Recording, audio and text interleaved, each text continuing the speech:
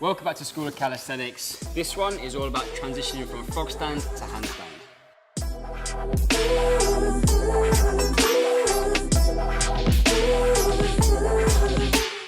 In our strength handstand guide, we look at this frog stand and pressing out into the handstand. It's one of the ways that we love most to get into a handstand. It helps you build great pushing strength, but we get a lot of people struggling with the transition out of that frog stand, taking both legs off and rotating up. So there's a whole host of reasons why that might be the case. We're going to go through what not to do and show you some pointers about what we're trying to achieve. And then we've got our one best exercise to help you nail that transition for the first time and redefine your impossible.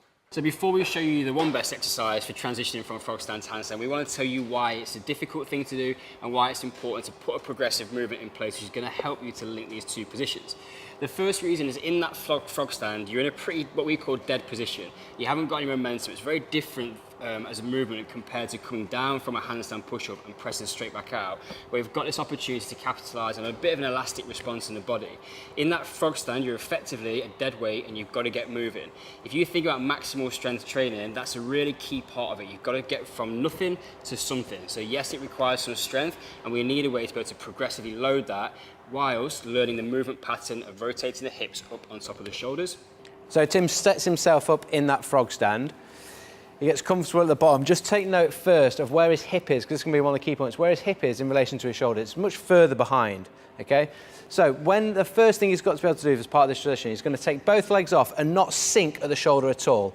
As he rotates then the hip over the top to stack it on top of the shoulder, he's then straightening that arm as he presses out and ending in that full overhead position or full flexion of the shoulder position. That is the end of your transition. So there are a few things that can go wrong with this frog stand transition, and they're related to strength and also related to that hip position and that alignment, comparing that hip in relation to the shoulder and that stacking position. So first off, we're just going to look at what happens when he takes both legs off. He should stay nice and strong in this position before he rotates up. So that is a strength thing.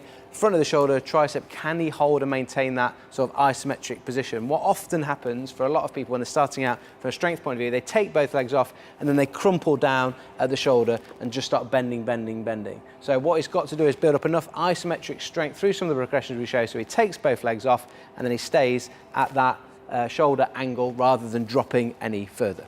So he needs to build isometric strength when he takes those legs off, but the hip just drops back down because he's never actually starting that rotation process. He's got to push his hips up, but he's also got to pull the shoulder through. So you're starting to take that hip from being behind the where his pivot point is on the floor, his base of support. So he's going to take the knees off and rotate and push them up and start to stack them on top of the shoulder, as well as that shoulder angle opening up. So let's have a look at those two things happening again. The shoulder pressing up and opening in terms of that angle, as well as the hip coming off and rotating up and stacking then that hip directly on top of the shoulders. In that position, you're balancing, you're not fighting against gravity, pulling down, because you've got a nice, straight, stacked, aligned position. So what we're going to do now is we're going to look at how we can use the resistance band to help and support us in this position in terms of strength, but then also how we can set it up on the angle to encourage us with this rotation position that we need from the hips. So we've got a nice little exercise for you to play around with, guys, and this is really going to help you to learn that movement pattern, so teach your brain how to move into the shape you need to, but it's also, because we're going to use the band, going to give you a progressive approach where we can slowly start to lower the amount of assistance that we get down, which is going to make this movement more difficult for you, but ultimately move you towards being able to do it freestanding by yourself. So, a couple of things, we need to talk some mechanics to start off with. Jacko's just going to show us a frog stand. He's going to put his hands directly below the bar. Just talk about where this band needs to go in terms of the line of pull. The movement we're trying to follow is this line of the hip. So when Jacko rotates and lifts over, we're looking for this forward movement and upwards. So if we need to make sure the hands are in the right place so we can put the band around his hip and it follows that same line. If his hands are too far forwards, what's going to happen is the band is going to be somewhere in this direction and you're then trying to rotate forwards, but the band is pulling you backwards. So just have a think about how you're going to set that up.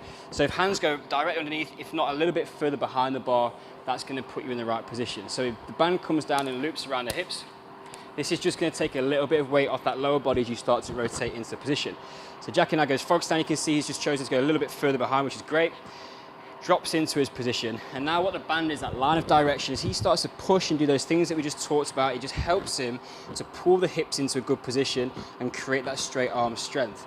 So the band offering 2 levels of support there, one with the rotation, one with it pulling upwards, decreasing the amount of strength it needs from the shoulder to actually push that hip into that seated position.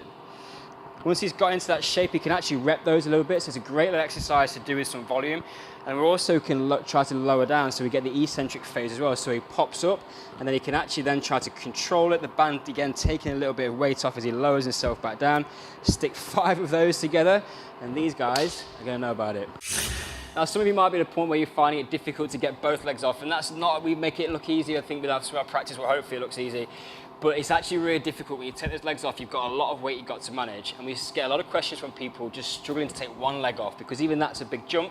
Well, this little trusty exercise can come in handy again. So Jacko's got the band on already, same setup, hands in line or just behind the line of the bar. And when he drops into the position here for his frog stand, the band is just going to help him do the same thing, but all we're looking at doing this time is just taking the one leg off.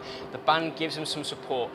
2 of the cues that we use all the time in this exercise when we coach it is you've got to keep pushing the floor down hard. That's going to help with the transition that we're looking to do anyway into that full handstand position. But the other thing is you've got to keep the hips high. So many times people take a leg off and their hips drop. But with the encouragement of the band, that's giving your brain an opportunity to learn where the hips need to be, and it also takes a little bit of the load off, meaning it's easier to keep that hip high and stacked up over the elbow and wrist. So we have answered one of life's huge questions. How do you transition out of that frog into a handstand? And yeah, it might not be the biggest question that everyone is on everyone's lips, but if you've been struggling with this, just like we were, and it feeling impossible, when we're starting out, we had no chance of doing this whatsoever, but building up progressively, and particularly using that band, is a massive help for you learning that movement pattern of the rotation, but also, most importantly, building some of that strength up in the front of the shoulders, and it would definitely help you to redefine your impossible. And that's a key take home for us, guys. You've got to build up that time under tension. Use the band progressively. Work at a level where 5 to 10 seconds really is the limit of what you can do. Pushing down hard all the time. You can't just get a big blue band and hang out there for 30 seconds going, right then, when do I move on to the next level? It has to be difficult if the brain is going to make an adaptation, and you're going to build the strength that you need to go back into that freestanding practice.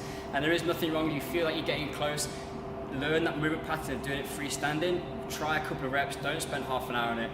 Tell your brain what you're trying to do, and then go back to the band and put some reps in the locker. Yeah, now I'm pretty biased, but I said to Tim after we filmed this, I was like, that's a good video. Now, if you need some help, or you actually know someone that can't transition out the frog stand and they're banging on about it all the time because they think it's impossible, send them this video and let's try and help some people redefine their impossible. Until next time, class dismissed.